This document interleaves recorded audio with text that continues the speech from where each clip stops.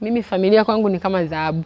Nesi wa kwanza alimletea taarifa akamwambia kwamba mama umejifungua mtoto wa kike. Akakaa kama nusu saa. Nesi wa pili akamletea taarifa akamwambia mama umejifungua mtoto wa kiume. Kwa hicho kilikuwa ni kitu cha kwanza kwake. Alafu ukizingatia mimi nilikuwa ni mtoto wake uzao wa 5. Wanasema huyu unajua mtaani walikuwa wanaita jike dume. Ila wewe kama wewe unaamua. Mimi nataka niwe nani? Sichezi kwanza na watoto wenzangu. Sina sifa za kujiita kama ni msichana kabisa ama ni mvulana kabisa. Safari yako ya kufika sehemu, wewe kama wewe unaamua. Mimi nataka nifike wapi? Ina maana mimi makuzi yangu yalikuwa ni magumu. Nilizaliwa nikiwa hivyo. Kuna mtu upo kama mimi, ana PhD. Watu wakipata mtoto kama huyu wanachinjilia mbali. Inawezekana wakawa wamemchinja mtu ambaye labda baadaye angekuja kuwa Magufuli. Nani anajua? Hamna anayejua. Mtaani napata maneno magumu ya kuambiwa na watu jike dume. Mimi siwezi kulia tena.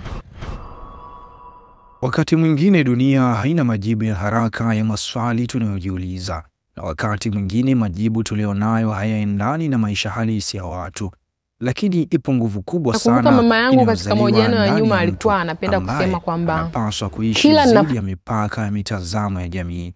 Hii ni moja kati ya hadithi nzuri sana kuwahi kutokea. Hadithi ya mtu jasiri ambaye amezaliwa na jinsia tata. Huyu ni Barbie John Musamba.